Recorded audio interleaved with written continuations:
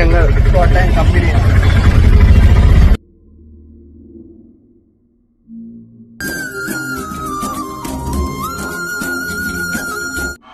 ഇതെന്റെ പ്രിയപ്പെട്ട കാമുകിക്ക് വേണ്ടി ഞാൻ എഴുതിയൊരു പാട്ടാണ്.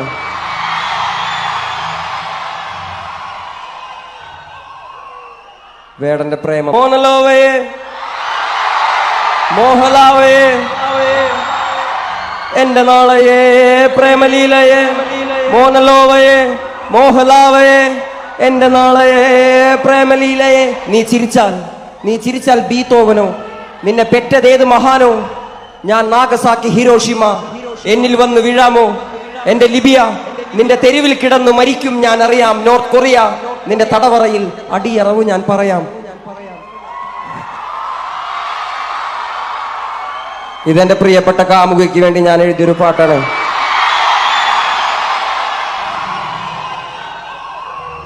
വേടന്റെ പ്രേമപ്പാട്ടാണ്. റിലീസായതിനു ശേഷം ആദ്യമായിട്ടാണ് ഞാനൊരു ഫ്ലോറിൽ വെച്ച് പാടുന്നത്.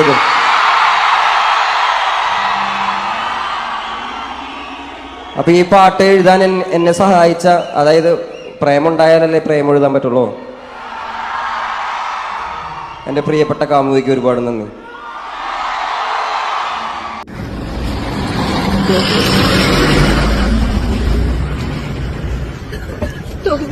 ഹലോ. അതെ, ഞങ്ങൾ കോട്ടയം കമ്പനിയാണ്.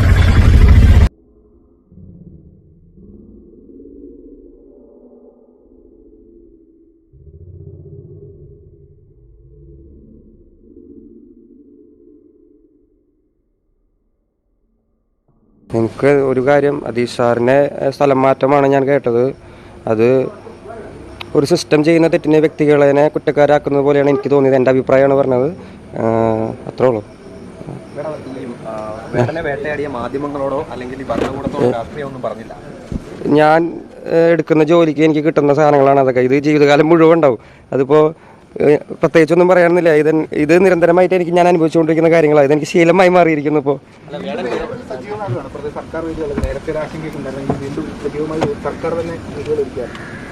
അതെനിക്ക് എവിടെയും പറയാൻ പറ്റില്ല. അത് ഭയങ്കര കോൺട്രവേഴ്സി ആവും. ഞാൻ എന്തെങ്കിലും പറഞ്ഞു കഴിഞ്ഞാൽ ഞാൻ ഇപ്പൊ മര്യാദയ്ക്കൊന്ന് ജീവിക്കട്ടെ, കുറച്ച് ദിവസം കൂടി പോയിട്ട് വരാം. പ്രിയപ്പെട്ടവരെ, ഇന്ന് കിളിമാനൂരിൽ വെച്ച് നടത്താനിരുന്ന എൻ്റെ പരിപാടിയിൽ ലിജു എന്ന് പറയുന്ന ഒരു സഹോദരൻ, ഒരു ടെക്നീഷ്യൻ, ഷോക്കേറ്റ് മരണപ്പെട്ടിരിക്കുന്നു. അപ്പോൾ അങ്ങനെ ഒരു സാഹചര്യത്തിൽ ആ വേദിയിൽ വന്ന് എനിക്ക് നിങ്ങളുടെ മുന്നിൽ പാട്ട് പാടാൻ മാനസികമായിട്ടുള്ള ബുദ്ധിമുട്ടുണ്ട്.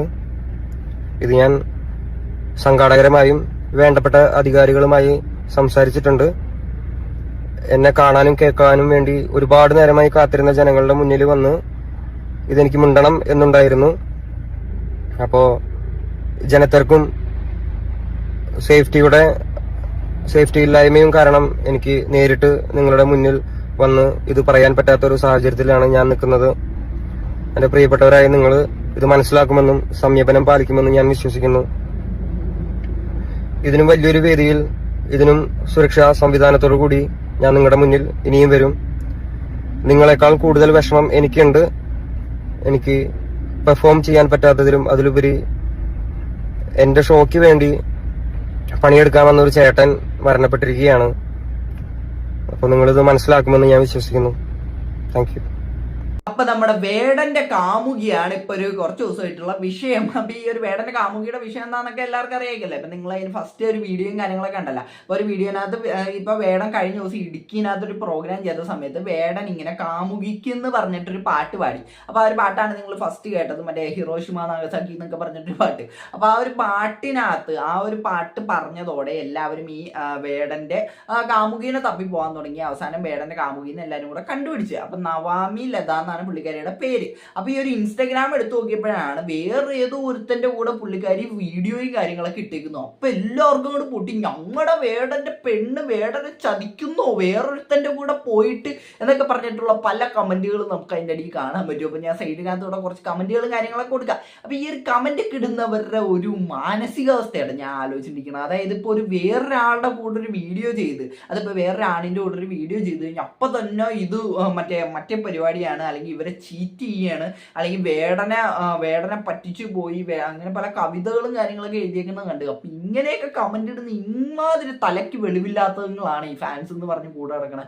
ഇപ്പൊ എല്ലാ ഫാൻസിനും അല്ല ഞാൻ പറയുന്ന കുറെ എണ്ണങ്ങൾ ഇതേപോലെ ഉണ്ട്. അതായത് ഈ അന്തം ഫാൻസ് എന്ന് പറഞ്ഞ് നടക്കുന്ന കുറെ എണ്ണം ഈ വേടന്റെ കേസിനകത്താണെങ്കിലും ഉണ്ട്. ഇപ്പൊ വേടൻ ആ ഒരു ചെയ്തൊരു തെറ്റ്, വേടൻ ചെയ്ത ആ ഒരു വിഷയത്തിന് ഞാൻ തെറ്റെന്ന് തന്നെ പറയും. ആ ഒരു വേടന്റെ ഇഷ്യൂവിനകത്ത് നേരത്തെ നടന്ന ആ ഒരു ഇഷ്യൂ, അപ്പൊ ആ ഒരു ഇഷ്യൂവിനെ എന്താന്ന് ഞാൻ ഡീറ്റെയിൽ ആയിട്ട് പറയുന്നില്ല, എല്ലാവർക്കും അറിയായിരിക്കുമല്ലോ. അപ്പൊ ആ ഒരു ഇഷ്യൂവിനകത്ത് വേടൻ ചെയ്ത തെറ്റിനെ വരെ കുറെ പേര് സപ്പോർട്ട് ചെയ്ത് കണ്ട്. അപ്പൊ അതിനൊന്നും ഞാൻ ഒരിക്കലും സപ്പോർട്ട് ചെയ്യില്ല. പക്ഷേ എന്നാലും വേടൻ എന്ന് പറഞ്ഞൊരാളെ എനിക്ക് ഇഷ്ടമാണ്, കാര്യം അയാളുടെ പാട്ടും കാര്യങ്ങളൊക്കെ എനിക്ക് ഇഷ്ടമാണ്, അത് ശരിയാണ്. പക്ഷെ എന്നാലും വേടൻ ചെയ്തൊരു തെറ്റല്ലാണ്ട് ആവുന്നില്ല, അതെന്നും തെറ്റ് തന്നെയായിട്ട് തന്നെ തുടരും. നമ്മുടെ ഇന്ത്യൻ ഭരണഘടനയകത്ത് പുള്ളി ചെയ്ത ഒരു കാര്യം തെറ്റായിട്ടുള്ളിടത്തോളം കാലം അത് തെറ്റ് തന്നെയാണ്. അപ്പൊ എന്തായാലും ഈ ഒരു കേസിനകത്തേക്ക് വരുമ്പോഴത്തേക്കും അങ്ങനെയുള്ള വേടൻ ചെയ്തൊരു കാര്യത്തിനെ സപ്പോർട്ട് ചെയ്തവർ തന്നെ ആയിരിക്കണം ഇതിന്റെ അടിയിലൊക്കെ ഈ വേടന്റെ ഗേൾഫ്രണ്ടിന്റെ അടിയിലൊക്കെ വന്നിട്ട് കമന്റ് ഇടുന്നത്. അപ്പൊ ഇവന്മാർ എന്തൊക്കെയാണ് വന്ന് കമന്റ് ഇട്ടിരിക്കുന്നത്, അതായത് ഒരു കാള പറ്റൂന്ന് കേൾക്കുമ്പോൾ തന്നെ അതിന്റെ കയറെടുത്തുകൊണ്ട് ഓടുന്ന രീതിക്കുള്ള ടീംസാണ് ഇവന്മാരെന്നൊക്കെ മാത്രമേ എനിക്ക് പറയാനുള്ളൂ. അപ്പൊ ഇതേപോലുള്ളതിന്റെ ഒന്നും ഒരാവശ്യമില്ല. അവര് ജസ്റ്റ് ഫ്രണ്ട്സ് വലുതായിരിക്കും, അവര് നോർമലായിട്ട് വീഡിയോ എടുത്തായിരിക്കും. അതിനിപ്പോ ആർക്കാണ് ഇവിടെ പ്രശ്നം? വേടനില്ലല്ലോ പ്രശ്നം, പിന്നെ വേറെ ആർക്കും ഇവിടെ പ്രശ്നം എന്നാണ് എനിക്ക് മനസ്സിലാവാത്തത്. അപ്പൊ എന്തായാലും ഇതിനെപ്പറ്റി നിങ്ങൾക്ക് എന്താണ് പറയാനുള്ളത് വീഡിയോയുടെ കമന്റ് ഇഷ്ടപ്പെട്ടല്ല സബ്സ്ക്രൈബ് ചെയ്യാൻ